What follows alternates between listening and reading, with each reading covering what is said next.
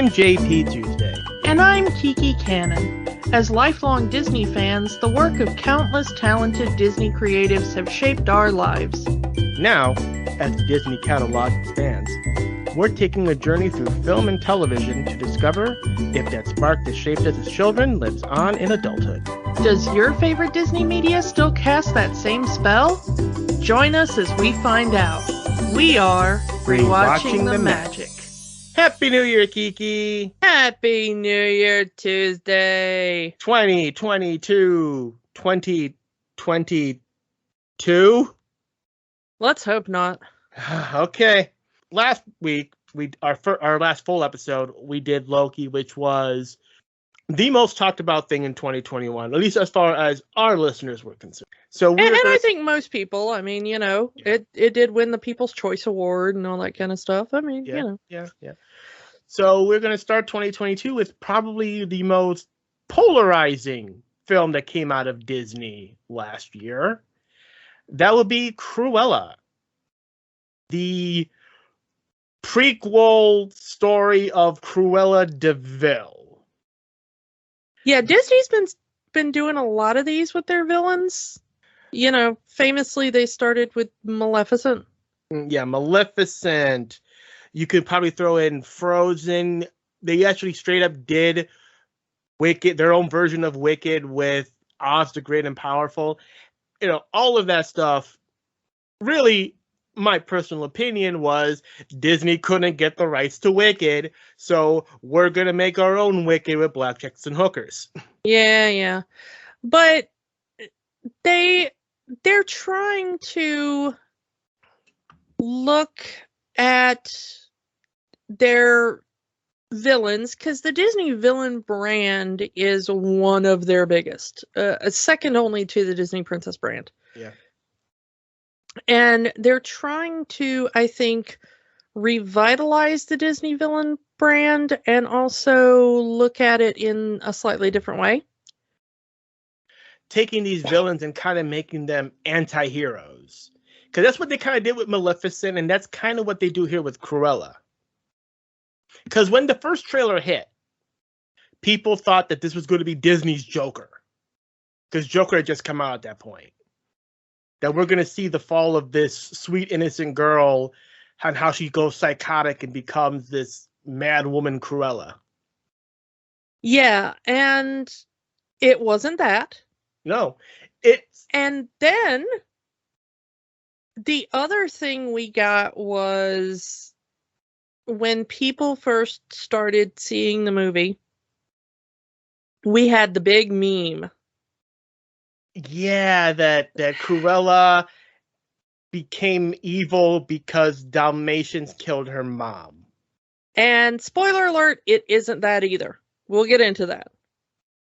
But if you still see to this day anybody spreading that meme, that's how you know they didn't watch the movie. The best way I can describe this movie to somebody is if The Devil Wears Prada was a heist movie. Also, if The Devil Wears Prada was more interesting to me. Because this movie is more interesting to me than The Devil Wears Prada. I've seen both. Also set in the 1970s with a killer soundtrack. Yeah. This movie has an aggressive soundtrack. Definitely filled with that UK rock sound of the 60s and 70s. Yeah, which is the thing I love. I mean, that's my kind of music. Mm-hmm. So, the music in the soundtrack is not an issue to me. Sometimes how it's used is a slight issue to me. This film, I watched it, I'm not going to lie to you, when I first saw it, when it first came out, I sat down to hate watch it. I sent a message to a friend of mine and I was like, okay, let's do a group watch. And we are going to mercilessly riff this thing. We are going to rip it apart. I have read the spoiler. which I believed. Hmm. I read that spoiler about Cruella hates Dalmatians because they killed her mom, and I'm like, I have to see if it's true, and if it's true, this is going to be such a clusterfork of epic proportions. I have to hate watch this. We're going to like get drunk, and because it came out at a moment. I think it was probably near finals or something. And I just needed, I think it came out like right after I had finished grading or something. And I was like, I just need to have a moment where I can, have a movie watch evening and get drunk and make fun of a bad movie. And that's why I watched this film. And we were about 20 or 30 minutes into the film, and I sent a message to my friend. I was like, am I liking this? And they were like, I think we are. I think we're liking this. So this was probably the biggest surprise of 2021 for me as far as Disney stuff. And this is right at the beginning of the spring. Yeah, it was kind of early in the year, but I was so shocked when I watched it because I intended to hate this, and I ended up kind of liking it. And then I watched it again more sober because I was like, well, maybe it was just me being drunk and surprised, that the spoiler was wrong. And I watched it again sober, and I was like, no, I think I legitimately do like this. And then, watching it on the rewatch for the podcast, I was like, no, I really do like this. This really holds up for me. This has been talked about for a while and had been delayed a year and a half because of COVID. Because this was supposed to come out 2020 at some point. And then it got pushed back, and finally they released it in spring 2021. And yeah, they were able to finish all of the filming, at least the major filming, before COVID, fortunately. So that wasn't the problem. But they were hoping that the theatrical release, they were hoping like, oh, COVID will blow over and then we'll be able to give it a big theatrical release. And that didn't happen. So, yeah. I know. But luckily we got, I think, we had that Disney Plus Premiere Access, so people were able to see it at home. I wish they were still doing that. Yeah. And that's how I watched it. I watched it through the Premiere Access. I gave it, and yeah, I was very surprised of this movie. Like you, I was willing to come in here, it's going to be another cash grab. It's going to be another attempt to turn a villain into a hero. And I was surprised of what it came up with. The best way I can really, again, other than what I just said, but it's like, if you had to give me an in-universe explanation for this movie, this is if Cruella wrote her own autobiography. Yeah, I think it's much easier to see this as Cruella telling the story, which she does in the film. I mean, she's narrating which is story. like Maleficent. Maleficent is Maleficent telling her side of the story.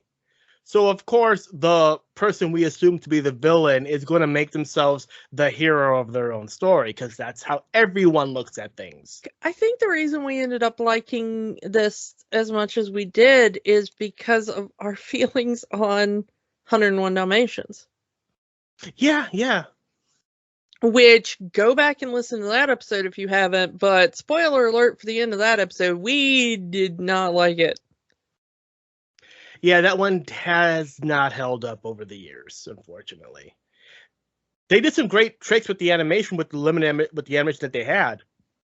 But it's not a good story. And honestly, Cruella in that film does not really hold up as a great villain. And we came to the conclusion at the end of that the only reason she's remembered as a good villain is that is a banger of a song. That, and I think I said it there, but that and You're a Mean One, Mr. Grinch, in terms of diss track villain songs. Yeah, and I mean, maybe you could say that the Grinch one is deserved, but in the context of 101 Dalmatians, Cruella doesn't really deserve that, and we came to the conclusion that Roger Darling is kind of a bag of Richards for that one, isn't he? And this one doesn't help Roger's case. Yeah, this movie does not help Roger's case at all because he comes off in much the same light. He comes off as more incompetent than he does in the original film. And again, that's probably because Cruella is telling the story and she doesn't like the guy anyway. Yeah. But yeah, you end up liking Roger even less at the end of this one. But yeah, amazingly, Roger is a successful lawyer who gives it up to become a musician, and then not a very good one. The thing about this though is, I mean, I think that most of this film rests on having possibly the two best leads you could have put in this film. Emma Stone and Emma Thompson, the Emmas. Yeah, putting these two women against each other was brilliant. Because Emma Thompson really acts like the Cruella we know. Like book Cruella, movie Cruella. That's Emma Thompson, but it's also more vicious, more evil. Like she's willing to kill people to advance her own career. And then you have Estella, who just wants a chance to show how great she is to the world. Yeah, and it is kind of fascinating that Emma Thompson was not originally going to be the Baroness. The Baroness. I had heard that they were going to get Glenn Close. Well, that was not what I heard. Glenn Close was the executive producer. I had heard that they really, really, really wanted Nicole Kidman I can buy it. to be the Baroness. And then that they also went through Demi Moore and Charlize Theron in there as well while they were looking for people. And then they eventually got to Emma Thompson, which I think was the perfect choice. I'm not sure it would have worked as well because this is a black comedy, I think, more than anything. And Emma Thompson is excellent at comedy more than the other women kind of in that lineup there. Mm-hmm. And I think that it doesn't work quite as well without her chops at comedy. Because people forget that Emma Thompson came up alongside like Hugh Laurie and Stephen Fry.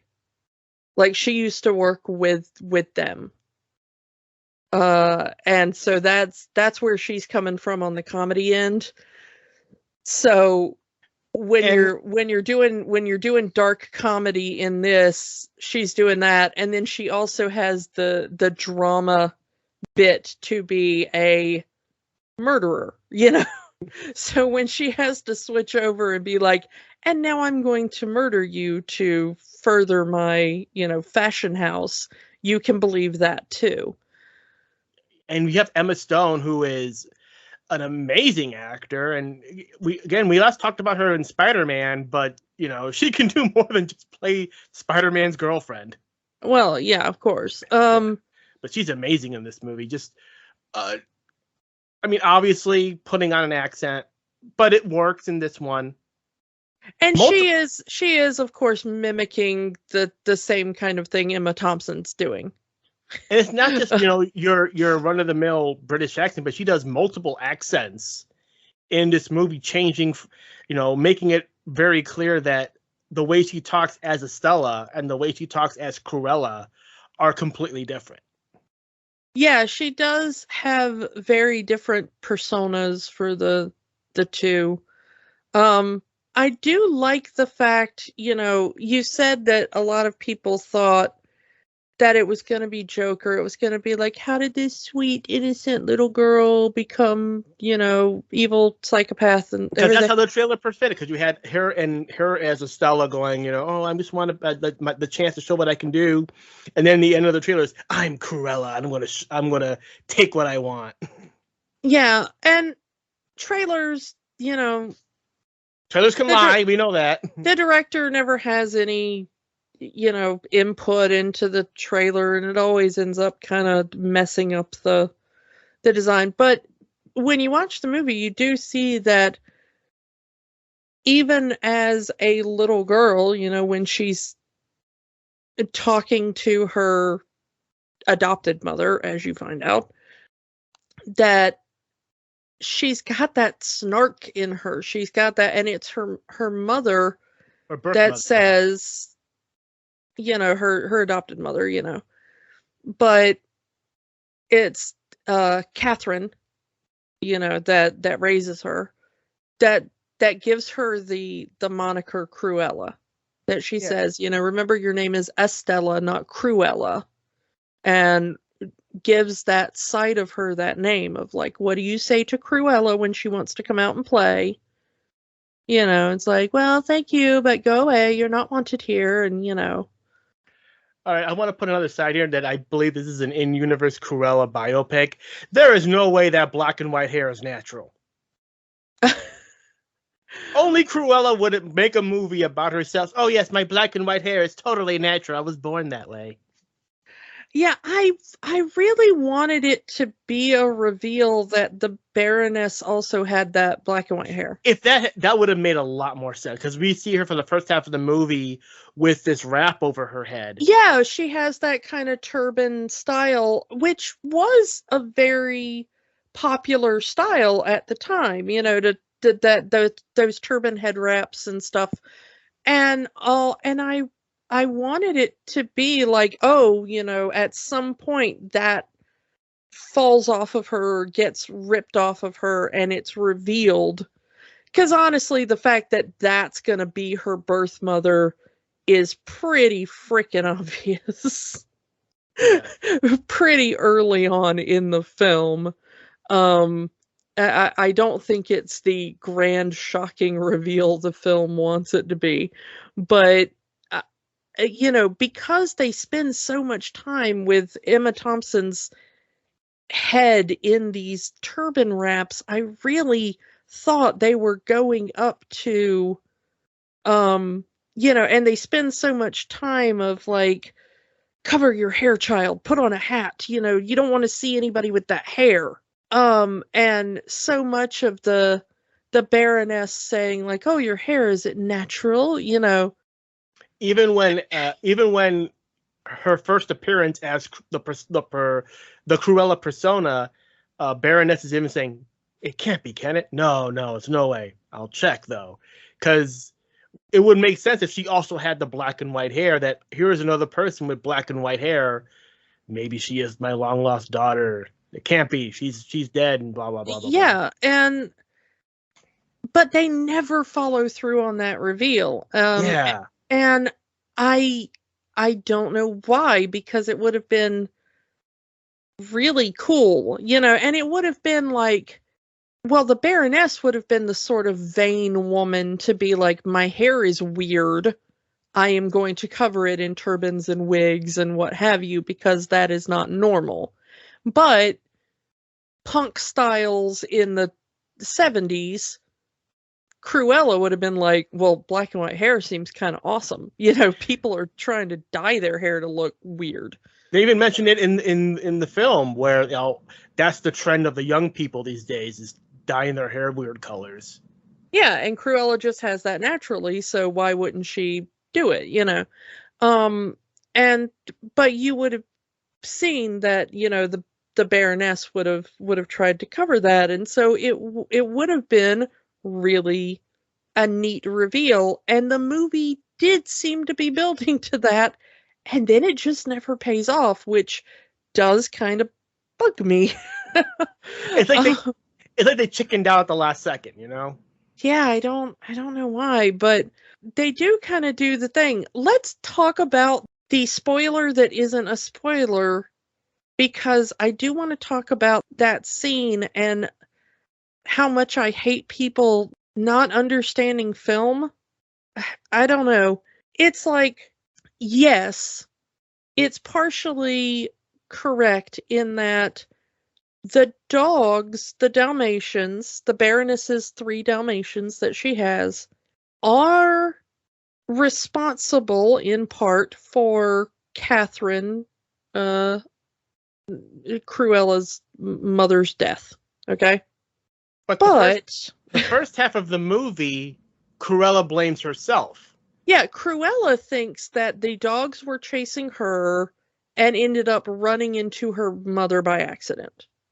Because so Cruella blames herself for the first chunk of the movie. Yeah.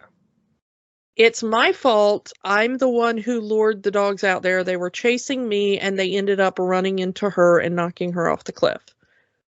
Then she sees the whistle that the Baroness has, remembers hearing the whistle, puts it together that the Baroness whistled for the dogs, and that's why the dogs jumped over her and went for her mother, knocking her mother off the cliff. Then she blames the Baroness. At no point does she ever blame the dogs. At no point does she ever mean to the dogs. She has a dog of her own, buddy. Yeah, she has a dog. She lives with another dog, and the only thing she ever says to the dogs is, "You would make a fabulous coat," and then she laughs. I'm kidding. And then she says, I'm kidding.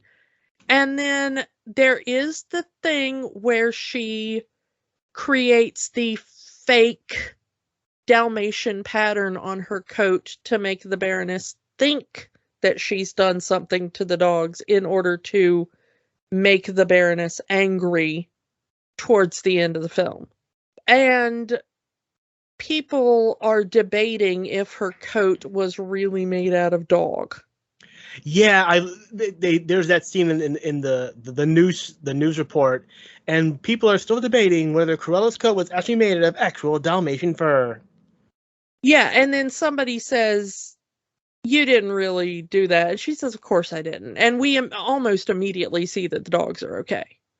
I mean, the only reason she kidnapped the dogs to begin with, the whole first half of this movie is her mother, her adopted mother, gives her this necklace. And this necklace she has worn this necklace her whole life. So on the day of her mother's death, she loses the necklace and it's in the Baroness's hands. So she's going to steal back what she believes to be her mother's necklace, which is true in more than one way. Yeah, because her mother says this is your family heirloom, your birthright, you're gonna. So she thinks the Baroness stole her birthright. Mm-hmm. Okay, fair enough. This is where we get to the heist. Yeah, this is the heist movie part of it. Okay, and one of the Dalmatians swallows the necklace, so she steals the dogs because she can't tell them apart, and they're waiting for the necklace to get pooped out. That's it. But they treat the dogs fine. And that's the other thing people hate about this movie. They're like, but she's supposed to be a dog murderer. And I'm like, you like that better? There's even... Okay. There is part of this movie that implies there is a relationship or at least feelings. But the only feelings in this movie, the only love affair in this movie is between one of the Dalmatians and Cruella's dog, Buddy. Yeah. And it's like throughout the second half of this movie, the Dalmatians and Cruella's dog keep looking out the window, looking for each other. And there's even a scene where one of the Dalmatians kind of lays down in a welcoming position, looking over at Cruella's dog Buddy. She looks over at them and said, "I'll allow it." So we get the impression that is where we get the puppies at the end of the movie. Yeah, except that's not where we get the puppies at the end of the movie, because that you would not get puppies that look like that from that pairing. Again, I'm just going to go ahead and disabuse you of that. I mean, it is the only legit romantic relationship we see in this movie. Although there is a second one that is, if you're looking for it, it's kind of teased. Because there are moments where it looks like Jasper might be catching some feels for Estella here. Oh, yeah. Jasper is mad in love with Estella. That's... Yeah. The fact that he breaks into the fashion store to put her application in to get her a job because he knows how much she loves fashion. Yeah, no. That's not if you squint. That's text right there. That's not subtext. But, she just doesn't have the feels back, especially as Cruella. Yeah. But the thing is that everybody's kind of mad that they took her from, like, puppy murderer to not murdering puppies. Do you really want to see a 2.5-hour movie about the origin of a puppy murderer? I mean, that was one of the big things going against this movie. Is that this woman murdered puppies. We've seen the movie.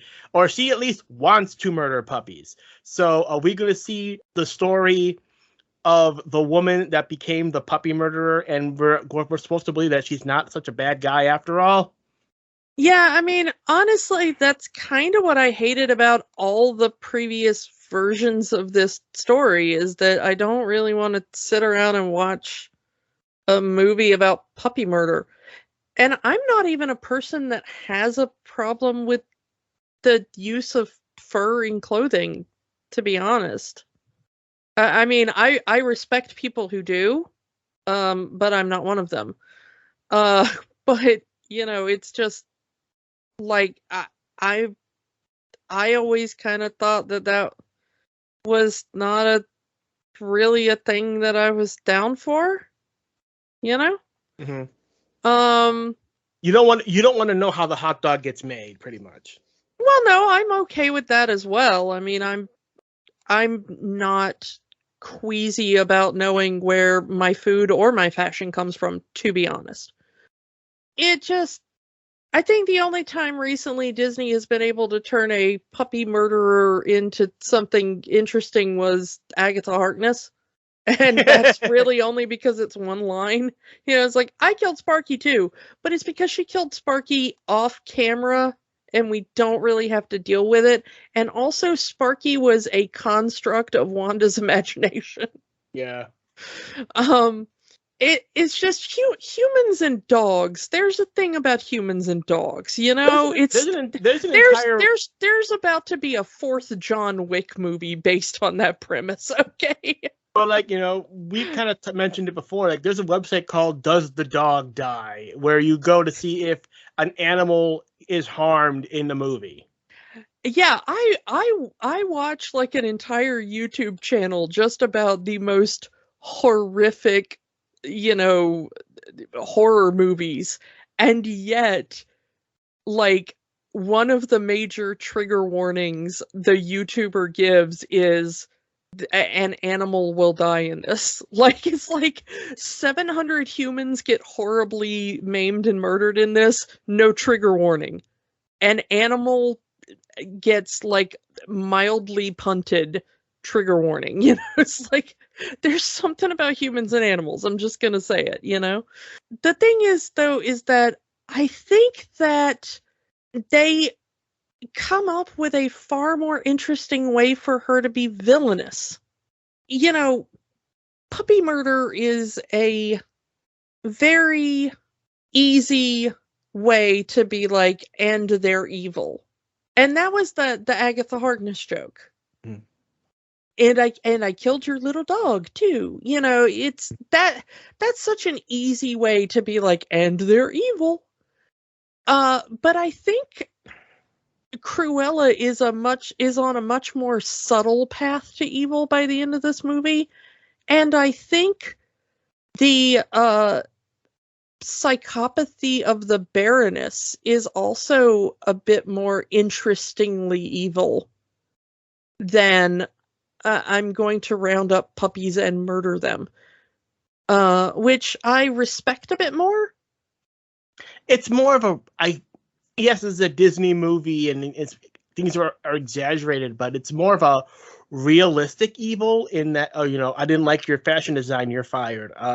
Well, you want to buy me out? Well, I know where your secret account is. I can ruin your life with one word kind of deal. I think it's a bit more where we are at as a culture right now. As to what we consider the real evil. You know? Like, when 101 Dalmatians came out as a film, and as a story, I guess, when you're dealing with the 50s and 60s children's stuff, it's like, well, what would children think is evil? Well, what about a mean old woman who wants to hurt your puppy? But now it's like, well, what do we need to get across to children now? It's like, well, understand that pretty sometimes can hide ugly things. And understand that unchecked ambition and greed without empathy is not the way to go. And understand that the person who birthed you is maybe not the person who is your parent, but the person who raised you is. It's like family is more what we make it, and I mean, we even hear Cruella say later in the film is that even though she wasn't my birth mother, she was the nicest person I ever known. And also, that's what Mark Strong's character, John, that's what he says about Catherine, was that she was the kindest, most caring person he had ever met. That she worked in the Baroness's household, and yet somehow that never touched her. And it's even also Cruella going into that, well, because my biological mother is the most evil woman in the world, does that mean I'm also going to become evil? Am I also going to be as sick and twisted as she is? Yeah, and there's even a line towards the end of, like,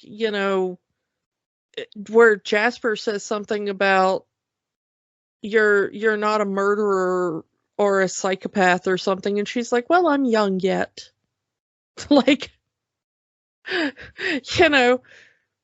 it's kind of the nature nurture thing. It's Cruella is just suddenly discovering, like, well, I was raised by the nicest woman on earth, but I was birthed by one of the most evil. So it's also getting lost in a character, because yes, we say that Estella already had that mean streak in her. We see her at the beginning of the movie having that mean streak in school. That's how she ends up meeting Anita. But she decides to, I'm going to be a good person. I'm going to, even though she has to steal to eat with Horace and Jasper, she's still a good person up until she meets the Baroness. She's going to actually earn her keep in her job. She's going to do the dirty work. She's going to work her way up from the bottom. But the interesting thing is that it's also a question of societal expectation, because here's the thing is, we see her in school, yes, when she meets Anita. The students that bully her are arguably evil. They They straight are up, bullying her and Anita. They are throwing them in dumpsters. They are punching them. They are making their lives hell. yeah, I mean, for Cruella, it's because of her hair. For Anita, Anita is black in this movie. Yeah. So I mean it's probably a racial thing, and they seem to be in some sort of um I I forget what it's called in England. It's called something different. It's not a private school. They use a different term. Charter? Um No. no, I don't know. But they seem to be some sort of exclusive school in England, with a paid tuition and all that sort of stuff, some sort of fancy swanky school. And the boys, it's primarily boys, but the boys that are tormenting uh, Estella and Anita never seem to get in trouble for it. But the second Estella defends herself or Anita, she is the one given marks and punishments and told that she is bad. Yeah, it's your To the typical point of being expelled. withdrawn. Yeah, Catherine withdraws her the second before the headmaster can say expelled, so that it will not be on her record and that hopefully she can get put into another school. But I mean, we see it even today of the boys will be boys mentality. And it's never said it in this movie, but you can kind of get that's where they're going with this. Yeah, Boys will be boys, so they get off. But the girl acting like a boy, the girl fighting, the girl doing all this stuff in sports, can't have that. Even though it is the '60s and the women's, well, would that even be a thing in the UK at the time? oh, I don't honestly remember, but probably. The thing is though is that we see that the Baroness gets away with all sorts of horrific behavior because she's titled and she's wealthy and she has power. And when Estella tries to do very, very minor things to assert herself in very similar ways, but much less harmful ways, when she tries to offer an idea to her boss, for instance, or when she tries to, stand up for one of her friends, or when she, you know, sits in a park, and gets chased off by a cop. And versus the thing when the Baroness says, I own the alleyways, all that kind of stuff. That's I mean, that's very Disney in that she even says, look at your contract. Yeah. I mean, for those of you who don't know, if you work for Disney, anything that you create is owned by Disney, whether you're on the clock or not. Yeah, and it's like that for a lot of companies. So yeah, here's Estella on her lunch break, just doodling a design on her pad, and nope, that's mine now. It belongs to me because you work for me. It's why she has to get Artie to do the work, in secret for all of Cruella's stuff. Yeah. Because if Estella is seen to have anything, of course that particular thing is a setup. Because she knows that Baroness will be watching. But yeah, I mean that is all the non-compete clauses in various contracts, and all the, even if you design it on your own time at home and all that kind of stuff, it belongs to the company. Nothing belongs to you. If you have a thought in your brain, you cannot write it down, sometimes. Because if there's a paper trail that you thought of it at the time you were employed by them, they can retroactively own it. But So what I was trying to say earlier is that, Estella creates the Cruella persona because she needs to have this, in order to counteract the Baroness, she also has to have that over the top persona that she creates, letting Cruella out, as she would say. Cruella's been cooped up in her brain for so long, it's time for Estella to take a back seat and Cruella to drive. And over the course of the movie, Estella gets lost in this character. They're even talking, hey, we're not on the job. Why are you still using that voice? Why are you still dressing like that? We're home. It's just us. And she just says Cruella gets things done, and she just goes completely into that character to the point where you kind of feel for Horace and Jasper, because these are two guys that took her in, raised her as their sister, the three of them since they were children, the three of them together, and they're even saying, hey, this is not what we do. This is not part of how we make our plans, to the point where they feel like they're losing their friend. They're losing their sister and Estella to this Cruella person. And both of them, for in one way or another, love Estella. So they're going to keep doing this because Estella is their family. But they're both kind of fed up with Cruella by the end of it. And you kind of feel for those two guys, because that's the thing that shocked me. It made me feel for Horace and Jasper. You made me care about the hired goons in this movie. Yeah, that was the shocking thing to me as well. They just want their friend, their sister, their partner to succeed, and she's treating them all of a sudden and getting lost in this persona, treating them like garbage. It made me feel for these two. Why you made me feel for these two? I was also really shocked that Jasper was Histar Zalorak from Game of Thrones. I'm just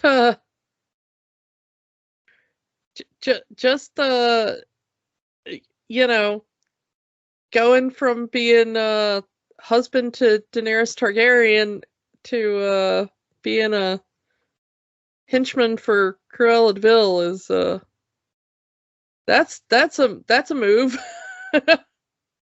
And it's kind of, at the end, kind of skip to the end for a bit. We'll come back, but skip to the end when Horace is crying over Estella's grave and Jasper's saying, well, she's right there, guys. She's not really dead. I also felt for Horace because in Horace's mind, Estella is dead. The Estella persona no longer exists. The friend that he made when he was a kid, his sister, is gone, and now he's stuck with the Cruella persona. Even though she tried to say, these are my family, these are my, at the end she kind of turns it around and, yeah, I've been mean to you, but we're going to make this work. But she's right back to acting in that Cruella persona right at the end of the movie. So I feel for Horace in that ending. Yeah. I will say though that it's interesting to me that we have the bit that the Baroness kind of surrounds herself with all these people, and she herself is such a complete psychopath. And yet the people around her are not really. Again, we get Roger, who's her lawyer, he means well, but he's still an idiot. And you have all these other people that work for her who, they're not evil. They're just, the Baroness tells them to do something and then they do it. So you're not wrong, but, Well, the thing is that even the person who is most Most loyal? Well, yeah, the most loyal, and you would think the most evil of them all would be John, the Mark Strong character.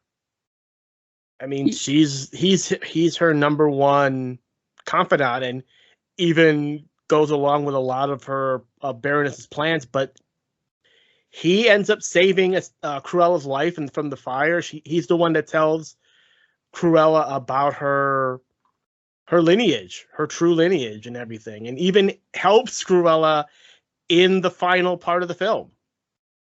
And he's the one who saved her initially, because he was given the task to kill her as a baby, and he was like, no, that's not what I'm here for.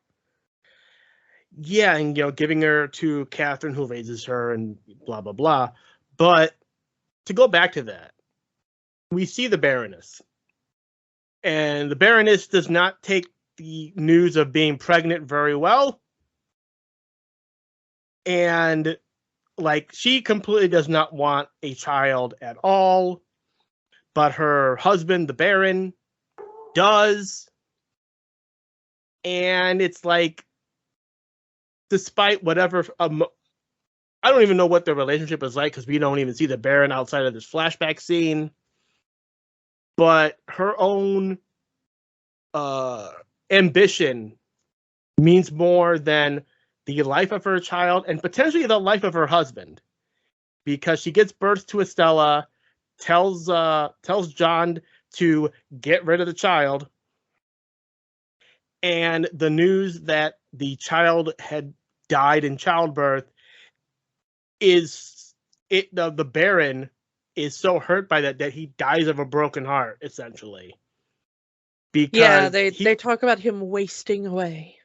He wanted a child so badly that this opportunity to have a child comes and goes, and he doesn't know what to do with himself. He just wanted to be a father. There's nothing wrong with that, but the Baroness's own ambition was just more important to her. Yeah, you get the feeling that the Baroness married the Baron in order to get his money and title. I wouldn't doubt it, yeah. Well, because it says that Cruella is told that she is the heir to his money and title. The Hellman Empire. Yeah, the Baroness von Hellman, which we were never told straight up in the movie. It's only written in the birth certificate and in front of the Baroness's mansion. It is interesting. There's some interesting things about baronies in England, and so I do wonder about this. But they say in the movie that she will inherit, so I'm going to take the movie as it will. But England has had a bit of an interesting history with women being allowed to inherit titles, especially.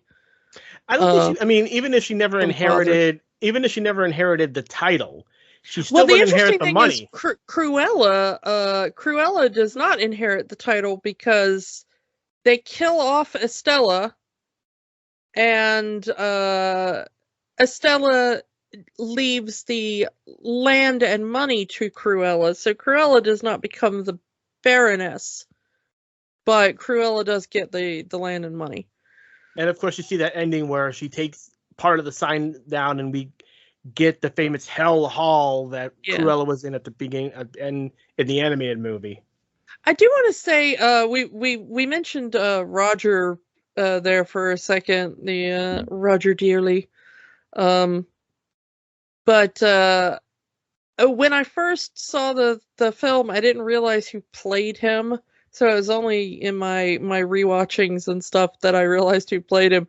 But he is played by Kevin Novak, who is on What We Do in the Shadows. He's Nandor the Relentless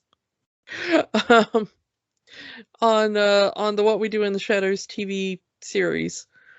And he looks so different because, you know, Nandor is always in that, you know, the long robes, and he's got the long hair, and he's got the different kind of Eastern European accent that he does, and everything. And in this, he's just kind of got his kind of, you know, basic, you know, British accent, you know, unassuming kind of thing. And he's got the short hair, and his beard is kind of, you know, done close and everything. So he's very unassuming and very in the background for most of this movie, instead of kind of standing out and all like he is in What We Do in the Shadows. So it was very very funny to me to see him. There is a moment, and I kind of do like it, is that the Baroness kind of opens up to Estella while they're having lunch in that one scene where, you know, he sees, Baroness sees that Estella has promise. She even sees that, you know, hey, Estella, you have what it takes to have your own business. But you have to understand, you have to be cruel. You have to be, you know, you cannot let emotional attachments take you away from the goal. And that is really the only time the Baroness ever, for lack of a better term, puts down her guard and kind of opens up and kind of goes, we get an explanation of why the Baroness is who she is. Again, it is all about the business, the reputation, the fame, the money, the glory, that you can't have that emotional attachment. And it kind of fits into the Cruella persona of Cruella not having that emotional attachment, that the goal is always the most important thing. Whatever happens, happens. I do think that it is sad that she ends up taking so much eventually. At least if you take this as a lead up to the original film, yeah. The original films, which I don't want to. I want this to be its own universe because it's so much better. We are getting a sequel, so we'll see what they decide to do with that. Yeah. But it's so sad that she does seem to take so much from the Baroness, because she does seem to understand that the Baroness is such a horrible person. But she does say at the end that she hopes that she has it in her to do all these horrible things. But it's the only time anybody really does, well, anybody other than Jasper and Horace, really does look at Stella and says, you know, you have the ability to do something. You know, because the Baroness says you could have your own fashion house one day. You could be somebody. You could be the next me. You just got to get that mean streak. Yeah, you have to be willing, you know, to do it. And she even says that she admires Cruella, but that Cruella's problem was that Cruella made it a choice between the Baroness or Cruella, and that the Baroness is going to choose herself every time. Like, you made it a choice between me and you, and I'm going to choose me. Yeah, you're my competition now, so I have to take you down to keep my business going, to keep me as the number one fashionista in London. I have to take you down. Yeah, and I mean, it's a good point, but at the same time, the Baroness is not a sharer, you know.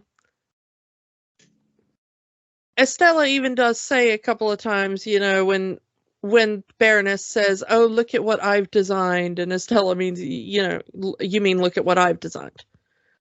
But it also goes back to, you work for me, therefore anything you've designed belongs to me. Therefore, you know that meme that gets passed around of look what I made. Oh, you made this? No, I made this. That's pretty much the Baroness in this movie. Yeah, but it really is kind of how those fashion houses do kind of work. Sometimes the designer will get credit, but sometimes you'll see like, oh, this was designed by, Bob Smith for Gucci, but usually it'll just be like, here's this starlet, they're wearing Gucci, And but honestly, it's not like there's really a designer anymore carrying that name. It's a whole bunch of other designers who are working for the company, And Disney is the same way. No matter who is directing or writing the movie, they'll always say, from the studio that brought you this, from the studio that brought you that, from Disney. Yeah, and there's not really anybody there with the Disney, name still. I mean, there are, but no one directly working at Disney who is directly related to anyone named Disney. Yeah, it's one of those things. It's not like Walt is still alive. It's not like Roy is still alive. It's not like, it's, and even their children and grandchildren and stuff might have, jobs or something, but they're not the force. Yeah.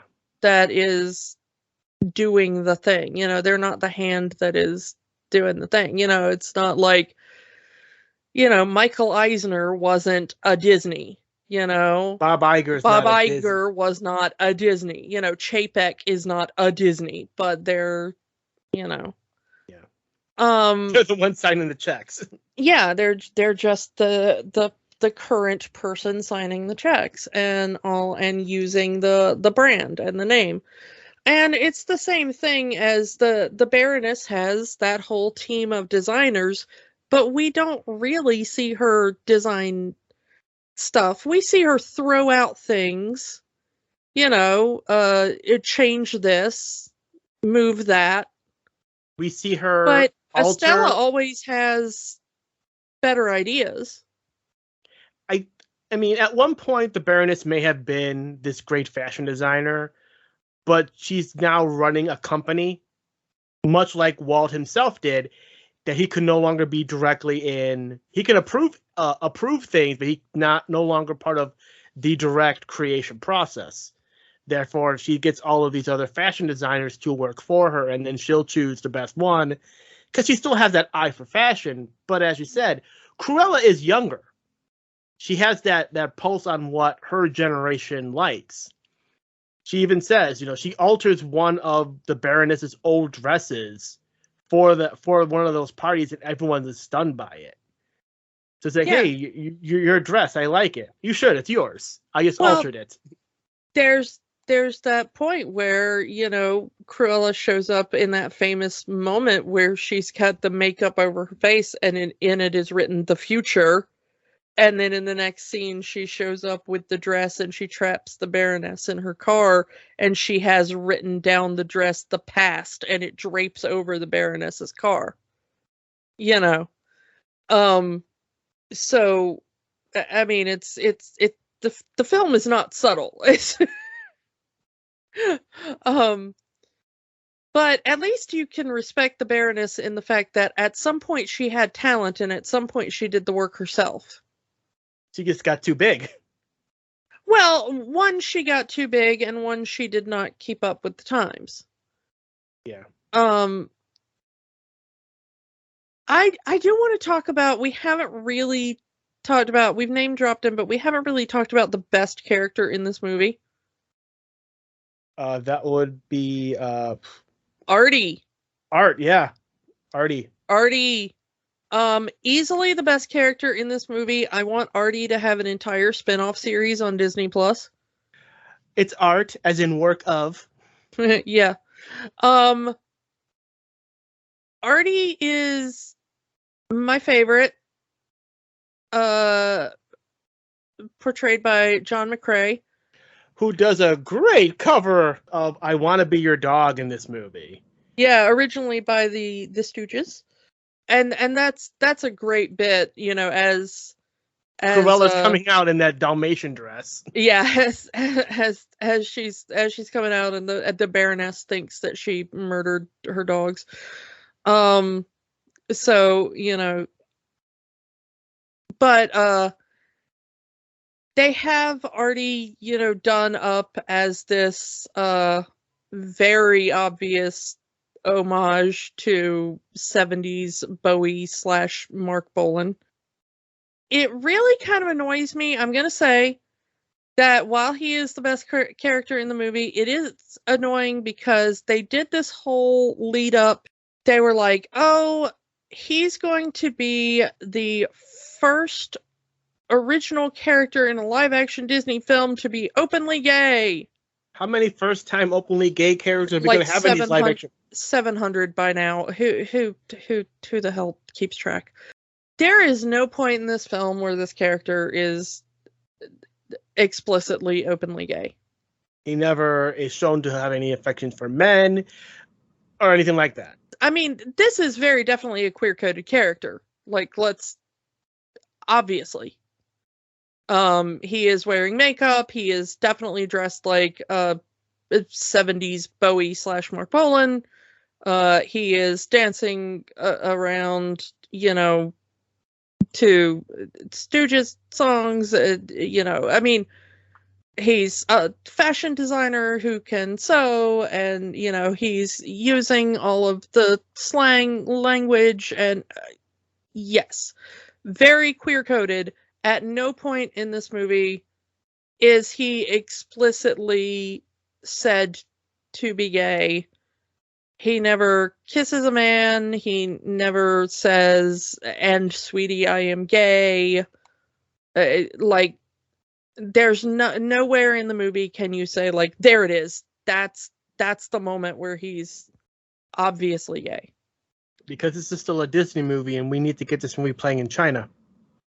Yeah, it's one of those things again. It's the, you know, the gay LeFou or the blink and you'll miss it Loki moment, or the, you know. Isn't there one also in Jungle Cruise or something like that? Yeah, or the moment in Jungle Cruise where, you know, here's to what's the line of here's to other paths or something like that.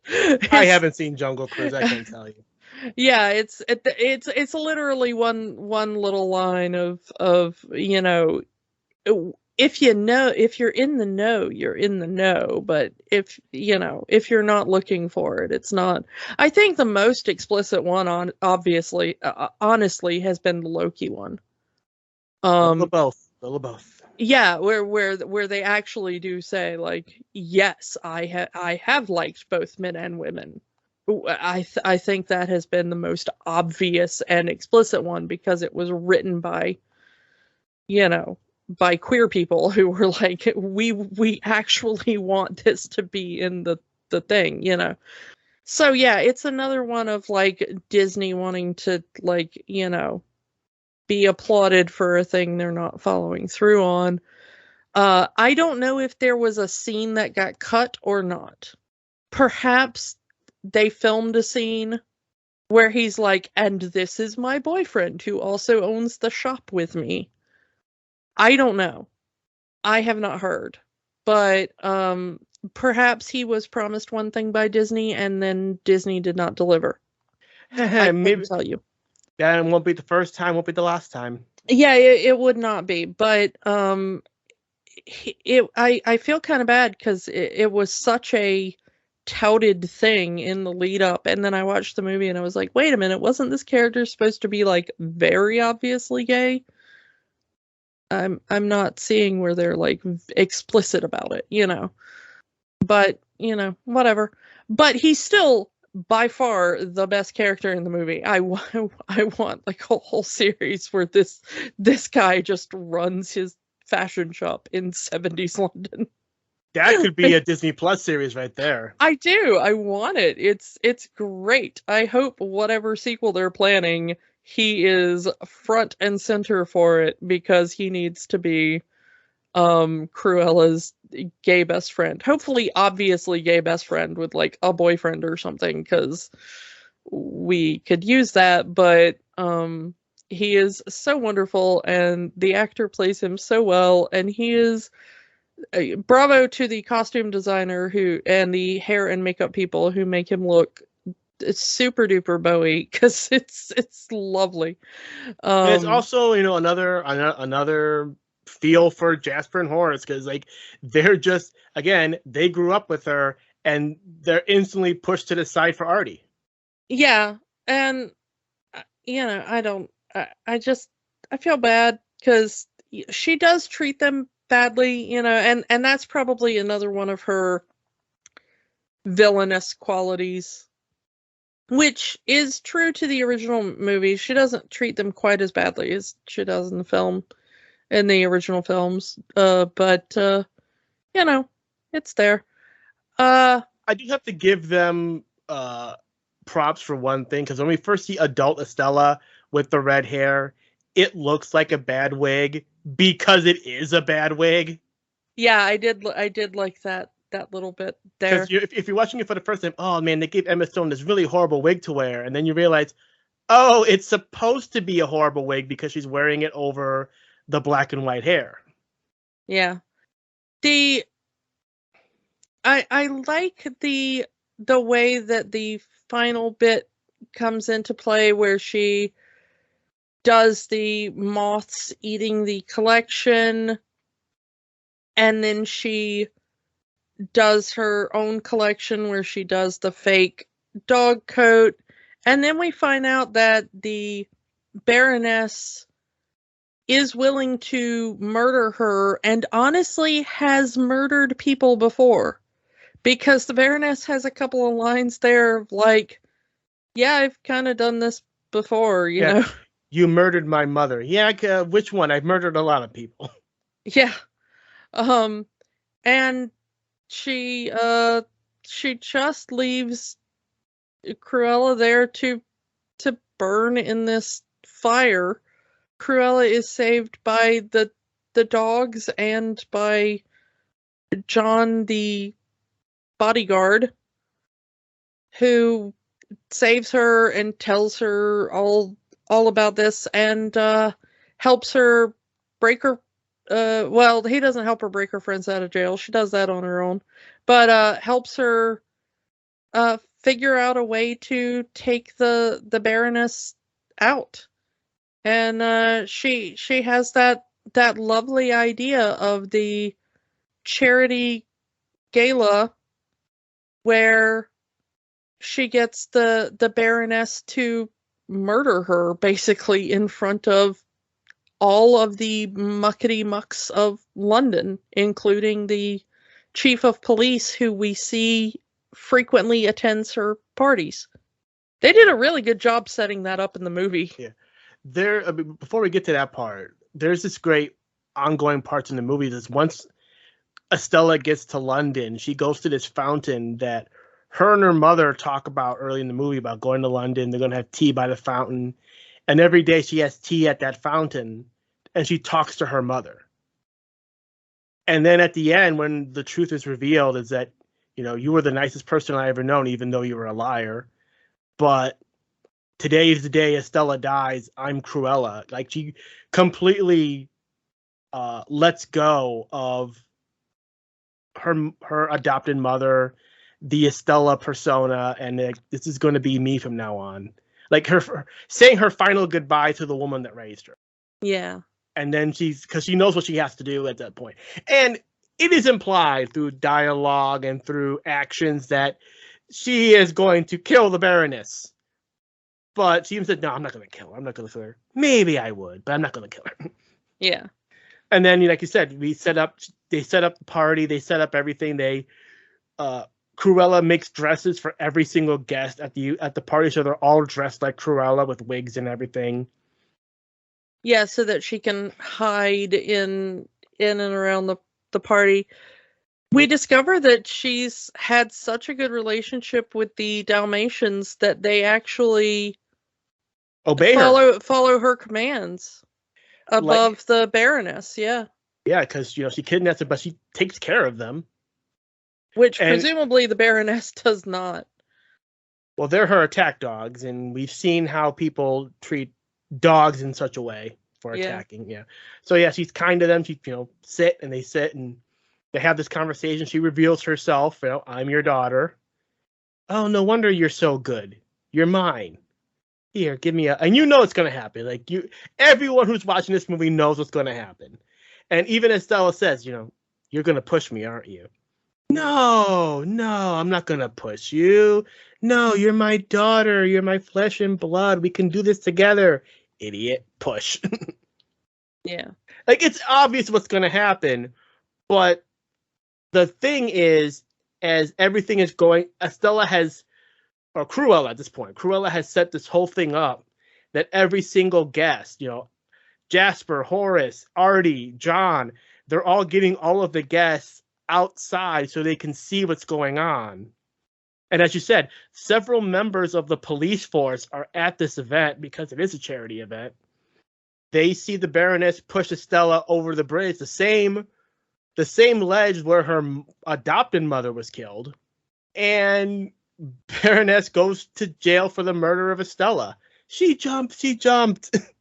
I just love how Emma Thompson plays that off.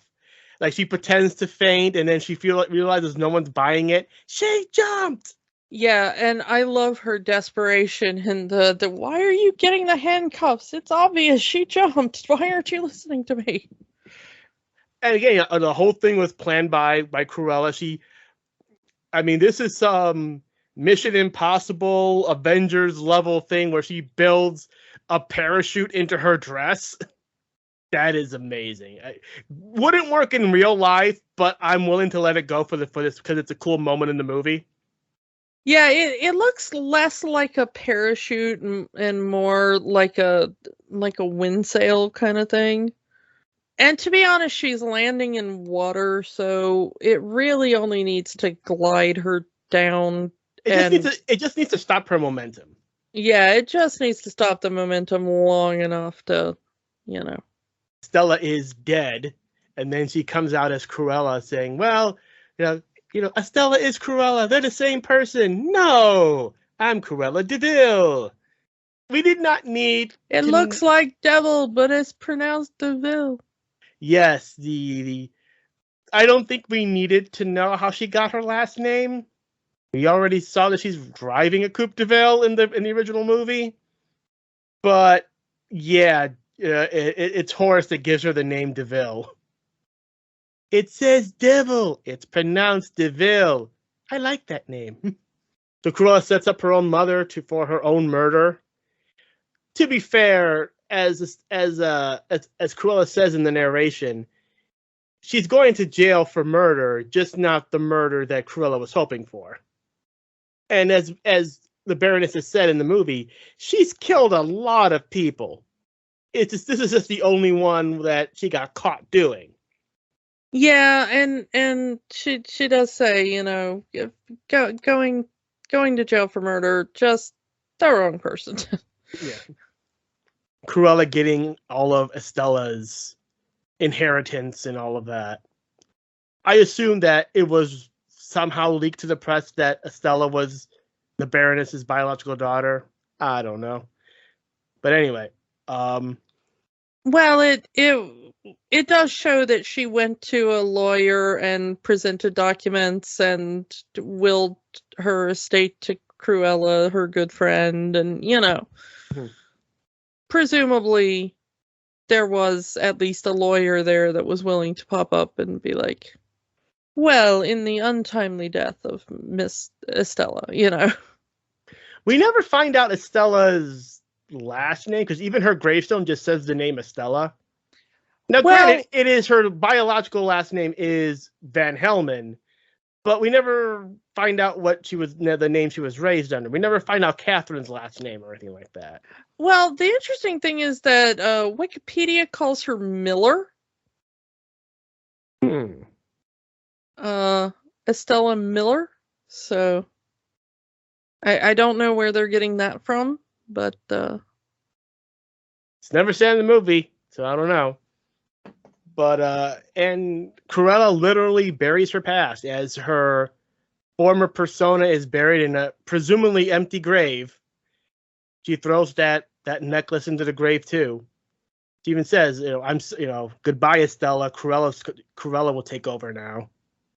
Which is, like I said before, it's played up as a joke, but the way Horace is seeing it, Estella isn't coming back. The Estella persona is gone, and she's going to be Cruella from now on. Well, I mean, Estella can't come back. If Estella comes back, then the Baroness can be like, well, who am I in jail for killing? But it's that she's going to be acting like Cruella from now on. She's not going to be, you kind of get what I'm trying to get at. Yeah, I understand what you mean. But anyway, and I mean, it is set up for potential sequels because say, hey, what are we going to do now? Well, I got an idea. And then we get our post-credit scene because every movie now has to have post-credit scenes. Post-credit scenes for everybody. Yeah, and we see Anita and Roger getting their puppies. Their Dalmatians from Cruella. Which means these are likely from the same litter. Pongo and Perdita are from the same litter, and they're also going to have 15 Dalmatian puppies afterwards. I mean, this is not unheard of in purebred dogs, so you don't want to do it for too many generations, but it's not unheard of for purebred dogs. Again, this only makes sense if you go by this is Cruella telling her own story. Yeah. Cruella writing her own autobiography. Because, of course, as soon as Roger gets Pongo, he immediately starts writing the song Cruella de Vil. Which, again, is completely unearned in this universe. Just like it was in the previous one, yeah. Like, he has never really met Cruella much at all. In the previous universe, yeah, he barely knows Cruella, and he's just, smack talking her, as we mentioned in the previous episode. But in this one, he has more reason to dislike her, I guess, if he knows that Estella and Cruella are the same person. We don't even know that, unless Anita would tell him that. But those two haven't met yet. Yeah, by the time he writes this song, he might not know that Estella and Cruella are the same person. So he's just kind of maybe going off the fact that perhaps Cruella is a person who maybe killed Dalmatians for a coat, which, why would she be sending him a Dalmatian puppy, to a guy who's maybe never met her at this point? And who immediately starts writing a song poop talking her. Yeah, so it makes even less sense in this context. Like this, I know why the song is there. Because they're not even married yet by the time he starts writing the song. So it can't be like, it's my wife's childhood friend. Like, the song is there because of because the movie has to happen. Yeah, fan bait, yeah, it's there for fan bait. There's no in-universe reason for the song Cruella de Vil to exist, other than this is a story about the character Cruella de Vil, and we need to have the song in here. Yeah. We even get a reworked version of the Cruella de Vil song that puts Cruella in a more positive light during the end credits. But they would kind of have to, because otherwise it wouldn't make sense. If she doesn't scare you, no evil thing will, doesn't make sense in the universe of this movie. Again, the song is a banger, but it doesn't really fit with any version of Cruella that we've ever seen portrayed. Maybe the Glenn Close version, but that's cutting it close. Yeah, maybe, but not even then, you know. There is one little bit of trivia about this version of Cruella that we can say is different than the other versions, is that this one was not allowed to smoke because Disney stopped letting any of their characters smoke. They don't even let Walt Disney smoke in Saving Mr. Banks. Which is really weird considering that he's got the chronic cough from smoking in that movie. Yeah. But they can't show him doing the thing that gave him the chronic cough. Which is really weird because the Cruella character that walks around the Disney parks is allowed to have the cigarette holder, but never put it to their mouth. Just holding it there. Anyway, and they also recently actually took this version of Cruella and brought her into the parks. For the Halloween party back in October, they actually took the Emma Stone version of Cruella, and you could have met that character during the Halloween party. I believe it's only during that time because that character hasn't shown up since. So it just might be a Halloween exclusive character. They do the same thing with like the Johnny Depp version of the Mad Hatter and stuff like that. So yeah, maybe next Halloween they'll bring her back. But that is Cruella. So does Cruella have the magic, Kiki? Yeah, to me it does. I know that a lot of people didn't like it, but for me, I'm willing to let it be its own thing in its own universe. You know, we've been talking a lot about multiverses recently. I'm okay with this existing in its own little branch of some multiverse somewhere. The one thing we didn't talk about was the costumes, and I am a costuming person, and the costumes for this were wonderful. So if you're a costuming person, lovely costuming stuff. I mean, it's called early in the movie where Jasper is Horace is playing with the flash paper, but still how they set up the flash paper coat turning into the red dress is still really, really good. It's a great effect, and the way it was filmed is really great. Yeah. But not just that. I mean, that's the most, you know, eye-catching of all of them. But, you know, there's some great nods to fashion history and all that kind of stuff. And some, you know, really cool stuff. You know, the trash reveal and, you know, just the way certain things are put together, a lot of structural elements. The stuff that Emma Thompson is wearing is all really good and well built, and, you know, a lot of good corseting and stuff. You know, it's really nice. This movie definitely surprised me versus what I was expecting. Like you said, the only way to really appreciate this movie is to see it as completely separate from 101 Dalmatians, that it's its own thing, it's its own universe. And we've seen multiple Cruellas. You know, we've had the animated version, we've had the Glenn Close version, we had the Once Upon a Time version, and we have this version. This movie as its own entity, separated from any other version of Cruella, I actually found myself enjoying this movie way more than I thought I would. So I'm going to say, yeah, this one, again, it surprised me. I'm going to say, yes, it has the magic. It's at least it's at least worth watching once, even if you are not interested in the idea of Cruella hates dogs because they killed her mom, even though that's nothing to do with this movie. Yeah, I don't know where people are getting that from. It's not at all. She doesn't hate dogs. She never blames them for the death of her mom. But yeah, nowhere in this movie. So yeah, and you know, who knows when the sequel is going to happen? We know one is happening, but we'll see where they decide to go in the story from there. But again, this movie had to be written by Cruella because there's no way that two-tone hair is natural. Anyway, so let's move on to next week. We are going to go back into the vaults of classic Disney. We haven't done classic Disney in a while. To one of my favorite classic Disney movies, The Sword in the Stone.